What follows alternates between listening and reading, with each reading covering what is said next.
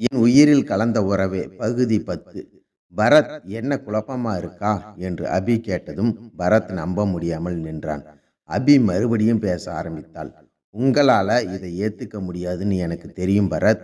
ஆனாலும் மித்ரா இப்போ உயிரோடு இல்லை என்று அபி சொல்லி முடித்ததும் இதுவரை கண்ணீரை பார்க்காத கண்கள் முதல் முறையாக கண்ணீரை சந்திக்கிறது. சரி அபி, அந்த கொலையை யாரு தான் பண்ணினது என்று கலை கேட்க, அந்த கொலையாளி இங்க தான், நம்ம வீட்டில் தான் இருக்கான் என்று அபி சொன்னதும் கலைக்கு இந்திராணியாக இருக்குமோ என்று தோன்றியது. இந்திராணியை பார்த்தால் கலை, ஆனால் அவரோ தன் மருமகள் இறந்து விட்டாள் என்ற கவலையை கொஞ்சம் கூட முகத்தில் காட்டாமல் இருந்தார்.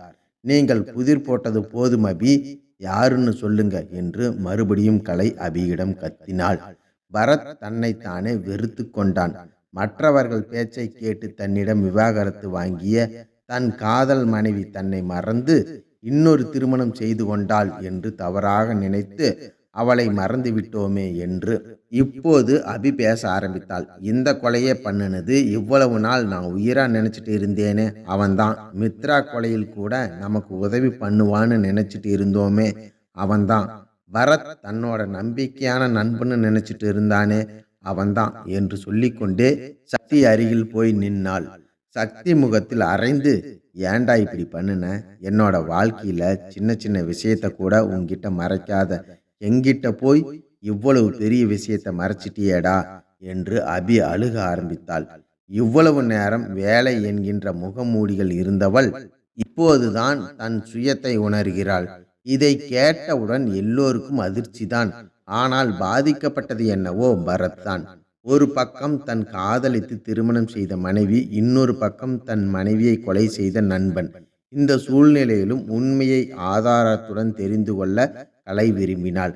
அது எப்படி அபி, சக்தி கொலை பண்ணி இருக்க முடியும்? இந்த ஆத்மா வந்ததிலிருந்து அவரு தானே நமக்கு உதவி பண்றாரு என்று கலை கேட்டாள். அவன்தான் கொலை பண்ணி இருக்கான். உங்களை தொந்தரவு பண்றது மித்ராவோட ஆத்மா தான் அப்படின்னு நான் அன்னைக்கு கண்டுபிடிச்சப்போ பரத் கோபப்பட்டான். ஆனா சக்தி முகத்துல அதை விட கோபம் தெரிந்தது. அப்போது இருந்து என்னோட சந்தேகத்தில் பரத், சக்தி 2 பேருமே இருந்தாங்க. 2 பேர்ல யாராவது ஒருத்தர் இந்த கொலையை பண்ணி இருக்கணும், இல்லைனா 2 பேரும் சேர்ந்து பண்ணி இருக்கணும் அப்படின்னு நினைச்சேன். ஆனா என்னோட சந்தேகத்தை நான் யாருக்கிட்டையும் சொல்லல. என்னோட விசாரணைய பரத் பார்த்ததா சொன்ன பேசஞ்சர் லிஸ்ட்ல இருந்து ஆரம்பிக்கலான்னு நினைச்சேன். ஆனா அதுக்கு முன்னாடியே மித்ரா சித்தி வீட்டில் சக்தி அம்மா போட்டாவை பார்த்தேன். சக்தியோட அம்மாவை யாரும் பார்த்திருக்க முடியாது. போட்டாவை கூட யாரும் காட்ட மாட்டான். அது ஏன் எனக்கு இப்போதுதான் புரியுது. ஒருவேளை சக்தி தன்னோட அம்மா போட்டாவை வெளியே காட்டுனா அவங்க மித்ராவோட அத்தைன்னு தெரிய வாய்ப்பு இருக்கு. அதனாலேயே அவன் யாருக்கும் போட்டாவை காட்டலன்னு நினைக்கிறேன். ஒரு நாள் நான் சக்தி வீட்டுக்கு போயிருந்தப்போ அவன் ரூம்ல தலைகாணிக்கு கீழே அவன் அம்மா போட்டாவை பார்த்தேன். அப்போ சக்தி எதுக்கு என்னோட ரூமுக்குள்ள வந்தன்னு என்னை திட்டினான். நானும் அவனுக்கு மன ரீதியான பிரச்சனை அப்படின்னு அதை பெருசா எடுத்துக்கல. மித்ரா சித்தி வீட்டுல சக்தி அம்மா போட்டாவை பார்த்தப்போ சக்தி மேல இருந்த சந்தேகம் 50% உறுதியாச்சு. அதை போட்டால இருக்கிறது யாருன்னு அரவிந்த் கிட்ட கேட்டு தெரிஞ்சுக்கிட்டேன். அரவிந்த சின்ன பையன் அப்படின்னு நினைச்சா அவன் மித்ராவுக்கு டிவோர்ஸ் ஆன விஷயத்த என்கிட்ட சொல்லி கஷ்டப்படுத்த கூடாதுன்னு என்கிட்ட இருந்து மறைக்க முயற்சி பண்ணுனான். அவன் சொல்லும்போது தான் மித்ரா கல்யாணம் பண்ணிட்டு ஃபாரின் போகலின்னு தெரிஞ்சுக்கிட்டேன். அப்புறம் மித்ரா ஃபாரின் போனதா சொன்ன தேதியில பேசஞ்சர் லிஸ்ட்டை பார்த்து மித்ரா ஃபாரின் போனதை உறுதி பண்ணிட்டேன். ஆனால் அடுத்த 10வது நாள் மித்ரா இங்க திரும்பி வந்திருக்கான்னு அவங்க பாஸ்போர்ட் நம்பரை வச்சு கண்டுபிடிச்சேன். மித்ரா இந்தியா திரும்பி வந்ததுக்கான ஃப்ளைட் டிக்கெட் கோயம்புத்தூர்ல தான் புக் ஆகிருக்கு. அந்த டிக்கெட்டுக்கு அமௌண்ட் சக்தி அக்கௌண்ட்ல இருந்து தான் போயிருக்கு. அது மட்டும் இல்லாம மித்ரா சென்னை ஏர்போர்ட்டுக்கு தான் வந்திருக்காங்க. சக்தி சென்னை ஏர்போர்ட்டுக்கே போய் மித்ராவை பிக்கப் பண்ணியிருக்கான். அது ஏர்போர்ட்டில் இருந்த சிசிடிவி கேமரால பதிவாகி இருக்கு. அது மட்டும் இல்லாமல் மித்ரா கல்யாணம் பண்ணிட்டு ஃபாரின் போகல, வேலைக்காக தான் போயிருக்கான்னு எல்லாமே சக்திக்கு தெரியும். இது எல்லாமே சக்தி மேல எனக்கு இருந்த சந்தேகத்தை உறுதிப்படுத்தியது. நான் சொல்ல வேண்டியதை சொல்லிட்டேன். சக்தி எதுக்காக மித்ராவை கொலை பண்ணணும்னு இனி அவன் தான் சொல்லணும். நான் பண்ணன எந்த கொலையிலையும் நான் மாட்டல அபி. இந்த கொலையிலையும் மாட்ட மாட்டேன்னு நினைச்சேன். ஆனா விதியை பாரு, என்னோட காதலியே கண்டுபிடிச்சிட்டா என்று முகத்தில் வெறுமையுடன் சொன்னான் சக்தி. அப்போ எத்தனை கொலடா பண்ணுன? நான் உறுதியா இல்லாம சந்தேகமா தான் சொன்னேன். எல்லா ஆதாரங்களும் உனக்கு எதிராக இருந்த மாதிரி தான் இருந்தது. நீ பண்ணியிருக்கலாம்னு அனுமானத்துல தான் இப்போ கூட சொன்னேன் என்று சக்தியின் சட்டையை பிடித்து கேட்டாள் அபி. நீ கோவப்படுறது நியாயம்தான் அபி. ஆனால் என்னோட இந்த நிலைமைக்கு மித்ராவும் அவள் குடும்பமும் தான் காரணம். மித்ரா அப்பாவோட ஃப்ரெண்ட் ஒரு டாக்டர்.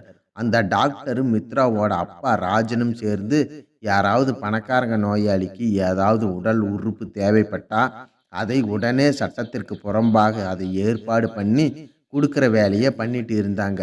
யாரோட ஆர்கன் அந்த நோயாளிக்கு பொருந்தும் அப்படின்னு ஆளை தேர்வு பண்ணி அவங்கள ஆப்ரேஷன் தியேட்டர் வரைக்கும் கொண்டு வர்றது ராஜனோட வேலை. அதுக்கு அப்புறம் யாருக்கும் சந்தேகம் வராம ஆர்கனை மாத்துறது அந்த டாக்டரோட வேலை. இதுல கிடைக்கிற பணத்துல தூசி அளவுக்கு தான் அந்த டாக்டர் ராஜனுக்கு கொடுப்பான். என் அம்மாவும் அப்பாவும் காதலிச்சு ஓடி போய் கல்யாணம் பண்ணிக்கிட்டாங்க. 2 பேரும் சென்னையில செட்டில் ஆயிட்டாங்க. இந்த கல்யாணம் எங்க அம்மாவோட அண்ணனுக்கு மித்ராவின் அப்பாவுக்கு பிடிக்கல. எங்களுக்கும் மித்ரா அப்பாவுக்கும் சம்பந்தமே இல்லாம போயிருச்சு. அப்போதான் சென்னையில் இருந்த ஒரு பெரிய பணக்காரனுக்கு இதயம் மாத்தியே ஆகணும் அப்படிங்கிற நிலைமையில ஹார்ட் டொனேஷன் கிடைக்கவே இல்லை. அதனால இதை இல்லீகலா பண்ண இந்த டாக்டரை தேடி வந்தாங்க. இந்த முறை பெரிய அளவுல பணம் கிடைக்கும் அப்படிங்கிறதால அந்த டாக்டரே யாரோட ஹார்ட் வேணும்னு முடிவு பண்ணினான். அது என்னோட அப்பா. அப்போ எனக்கு 5 வயசு இருக்கும். அன்னைக்கு அப்பாவுக்கு ஒரு ஆக்சிடென்ட் ஆச்சு. அந்த டாக்டருக்கு சென்னையிலையும் ஹாஸ்பிட்டல் இருக்கு. இந்த ஹாஸ்பிட்டல் கிட்டேயே தான் ஆக்சிடென்ட்டும் ஆச்சு. அதனால அங்கே தான் அப்பாவை கொண்டு போனாங்க. ஆனால் எங்களுக்கு அப்பவே தெரியாது இது எல்லாமே திட்டம் அப்படின்னு. அம்மாவும் நானும் விஷயம் தெரிஞ்சு போனப்போ அந்த டாக்டர் இது பெரிய ஆக்சிடென்ட், தலையிலையும் நெஞ்சிலையும் ரொம்ப அடிபட்டு இருக்கு, இப்போ ஹார்ட்டில் ஆப்ரேஷன் ஒன்று பண்ணணும், ஆனால் பண்ணனாலும் உயிர் பிழைக்கிறது கொஞ்சம் கஷ்டம்தான். இந்த ஆப்ரேஷனுக்கு 3 லட்சம் வரைக்கும் செலவாகும். ஆனால் இப்போ ரொம்ப சீரியஸாக இருக்கிறதால முதல்ல நான் ஆப்ரேஷன் ஸ்டார்ட் பண்ணுறேன் அப்படின்னு சொல்லிட்டு எங்ககிட்ட பணம் கூட வாங்காமல் ஆப்ரேஷன் பண்ணினான். ஆப்ரேஷன் முடிஞ்சதும் அப்பா இறந்துட்டதா சொன்னான். இப்போ ஹார்ட் எடுக்கிறது தன்னோட தங்கச்சி புருஷனுக்கு தான்னு ராஜனுக்கு தெரியும். தெரிஞ்சும் அமைதியாக இருந்தார்.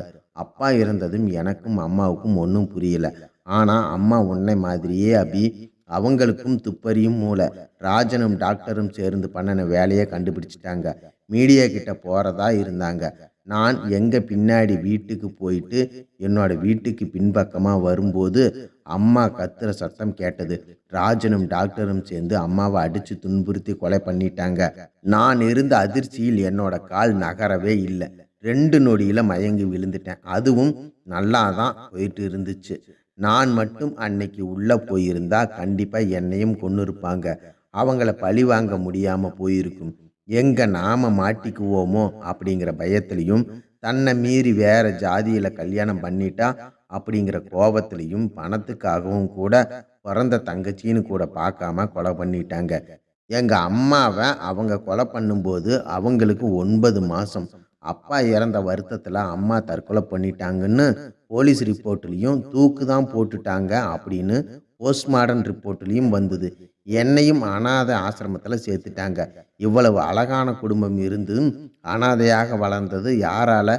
தனியாக இருக்கும்போது எவ்வளவு நாள் இருட்டை பார்த்து பயந்திருப்பேன் தெரியுமா? அந்த பயத்தை போக்கி என்னை நானே தைரியம் படுத்திக்கத்தான் ஆத்மாக்களை பற்றி ஆராய்ச்சி பண்ண ஆரம்பித்தேன். மித்ரா அப்பா அம்மாவை ஆக்சிடென்ட் பண்ணி கொன்னதும் நான் தான். எப்படி ராஜன் என் கண் முன்னாடியே என்னோட அம்மாவை கொன்னானோ, அவன் கண்ணு முன்னாடியே அவன் மகளை கொல்லணும்னு நினைச்சேன். ஆனால் என்னோட கோபத்தால் அவன் முன்னாடியே போய் சேர்ந்துட்டான். நீ சொன்னது எல்லாமே உண்மைதான் அபி.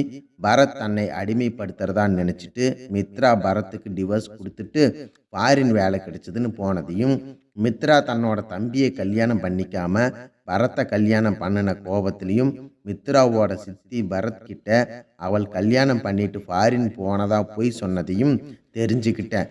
இந்த சமயத்தை நான் யூஸ் பண்ணிக்கிட்டேன். யாருக்கும் தெரியாம மித்ராவை சென்னைக்கு வர சொல்லி கொலை பண்ணினேன் என்று சக்தி சொல்லி முடித்தாள்.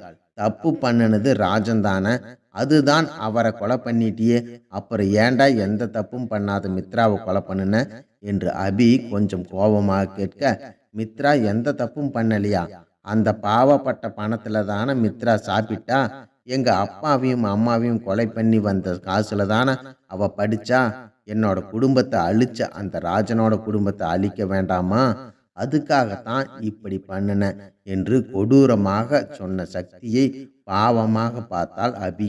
உன்னோட நிலைமை புரியுதுடா, உனக்கு வந்த நிலைமை யாருக்கும் வரக்கூடாது, அதுக்காக இப்படி உன்னோட வாழ்க்கையை நீயே கெடுத்துக்கிட்டியேடா என்று அபி சொன்னாள். நிறை மாத கர்ப்பிணியா இருந்த உங்க அம்மாவை கொலை பண்ணினப்போ உங்க அம்மா மனசு எப்படி இருந்திருக்கும், அது மாதிரி மித்ராவும் கர்ப்பமா தானே இருந்தாங்க, அவங்கள கொலை பண்ண உனக்கு எப்படி மனசு வந்தது என்று கலை கொஞ்சம் ஆத்திரத்துடன் கேட்டாள். மித்ரா கர்ப்பமாக இல்லை கலை, நான் அன்னைக்கு பரத் மேலே இருந்த சந்தேகத்தில் அவர் டெஸ்ட் பண்ணத்தான் அப்படி சொன்னேன். ஒருவேளை பரத் கொலை பண்ணியிருந்தா கண்டிப்பா மித்ரா கர்ப்பமாக இல்லைன்னு தெரிஞ்சிருக்கும், அதனால தான் நான் அப்படி சொன்னப்போ இல்லைன்னு மறுத்து பேசியிருப்பார். ஆனால் நான் சொன்னப்போ அவர் முகத்தில் தன்னோட குழந்தைய சுமக்கிறவளுக்கே டைவர்ஸ் கொடுத்துட்டோம் அப்படிங்கிற அதிர்ச்சியை பார்த்தேன். பரத்தை டெஸ்ட் பண்ணத்தான் அப்படி சொன்னேன் என்று கலையிடம் சொல்லிவிட்டு, உனக்கு எப்போ இந்த மித்ரா ஆத்மானு தெரியும் சக்தி என்று சக்தியிடம் கேட்டாள் அபி. நான் வந்த அன்னைக்கு அது மித்ரா ஆத்மானு தெரியும், ஆனால் எல்லோரும் அது ராம் ஆத்மானு நம்பினாங்க, அது எனக்கு உதவியாக இருந்தது. அந்த ஆத்மாவோட ஆக்ரோஷம் ரொம்ப அதிகமாக இருந்ததால ராம் கொலை செய்யப்பட்டிருக்கலாம் அப்படின்னு கலை மேலே சந்தேகம் வர்ற மாதிரி திட்டம் போட்டு எனக்கு தெரிஞ்ச மாந்திரீகம் செய்யறவரை வர வச்சு அதுக்குள்ள அந்த ஆத்மாவை அழிச்சிடலாம்னு நினைச்சேன். ஆனால் அதுக்குள்ள பரத் அந்த அழுக சத்தம் ஒரு பொண்ணோடது அப்படின்னு கேட்டான். அதை இல்லைன்னு சொல்லி சமாளிச்சான். பரத்துக்கு என் மேல நம்பிக்கை போயிரும், வேற யாருக்கிட்டையாவது உதவி கேட்டா அது மித்ராவோட ஆத்மாதான்னு தெரிஞ்சிரும் அப்படின்னு பயந்து அதை பொண்ணோட ஆத்மாதான் அப்படின்னு சொல்லி அஸ்வினுக்கு ரத்த சொந்தம், அதனால சரண்யா ஆத்மானு அவங்களே நம்புற நேரத்துல நீ வந்து சரியா கண்டுபிடிச்சிட்ட அபி. ஆனா நீ பரத் மேல சந்தேகப்பட்டதுனால நானும் கொஞ்சம் நிம்மதியா இருந்தேன். ஆனா அதுக்கப்புறம் நீ விஷயத்துல விசாரிக்க ஆரம்பிச்சப்போ கண்டிப்பா நான் மாட்டிப்பேன்னு எனக்கு தெரியும், அதனால தான் உன்கிட்ட கோபப்பட்டு உன்னை இங்க வரவிடாம பண்ணன. அந்த ஆத்மா மித்ராதான்னு யாரும் நம்பக்கூடாதுன்னு தான் நாம சரியான வழியில போறோம் அப்படின்னா இன்னைக்கு நைட் அந்த ஆத்மா வராதுன்னு பொய் சொன்னேன். நாம பகல்ல பேசுறத தெரிஞ்சுக்கிற அளவுக்கு அந்த ஆத்மாவுக்கு சக்தி இல்லைன்னு தெரிஞ்சுக்கிட்டேன், அதனால தான் அப்படி பொய் சொன்னேன். நான் திட்டம் போட்ட மாதிரியே அந்த ஆத்மா வந்தது, அதனால பரத் அது மித்ரா ஆத்மா இல்லைன்னு நம்பினான். ஆனால் நீதான் அபி நம்பாம இப்படி பண்ணிட்ட. பரத் தான் அடுத்த அதிர்ச்சிகளை தாங்க முடியாமல் தவிக்கிறான். நீ எங்க அம்மா மாதிரியே அபி, அதனால தான் எனக்கு உன்னை பார்த்ததும் ரொம்ப பிடிச்சது. ஆனால் நானே உன்னோட வாழ்க்கையை கெடுத்துட்டுன்னு நினைக்கிறேன். எனக்கு எப்படியும் தண்டனை கிடைக்கும் அப்படின்னு தெரியும். என்னை காதலிச்சதுக்காக நீ வருத்தப்படாத அபி. 2 மாதம் கழித்து சக்திக்கு தண்டனை கிடைத்து விட்டது. மித்ராவின் அப்பா அம்மாவை ஆக்சிடென்ட் செய்து கொலை செய்த பிறகு அந்த டாக்டரையும் சக்தி கொலை செய்து விட்டான். விடிந்தால் பரத் வீட்டின் அருகே உள்ள கோவிலில் கலை பரத் திருமணம். கலை அஸ்வின் கலையின் சித்தப்பா எல்லோரும் பரத் வீட்டில் தங்கியிருந்தார்கள். பிரவீனும் வந்திருந்தான். பரத்துக்கு ஒரு புது எண்ணிலிருந்து அழைப்பு வந்தது. அது ராம்தான். பரத் வீட்டிற்கு அருகில் உள்ள மைதானத்திற்கு பரத்தை வர சொன்னான் ராம். பரத் கலையிடம் கூட எதுவும் சொல்லாமல் பிரவீனுடன் அங்கு போனான். வாங்க ஹீரோ சார், அடுத்தவன் பொண்டாட்டியை கல்யாணம் பண்ணிக்க ஆசைப்படுறீங்க போல. எனக்கும் கலைக்கும் இன்னும் டிவோர்ஸ் ஆகல, எப்படி நீங்க 2 பேரும் கல்யாணம் பண்ணிக்கிறீங்கன்னு பார்க்கலாம். தொடரும். இந்த கதை உங்களுக்கு பிடிச்சிருந்ததுன்னா இந்த வீடியோவுக்கு ஒரு லைக் பண்ணிட்டு நம்முடைய சேனலை சப்ஸ்கிரைப் பண்ணிக்கோங்க. இது போன்ற கதைகள் நம்முடைய சேனலில் தொடர்ந்து வருங்க. என் உயிரில் கலந்த உறவே, இந்த கதையை முழுவதுமாக கேட்ட உங்கள் அனைவருக்கும் நன்றிகள்.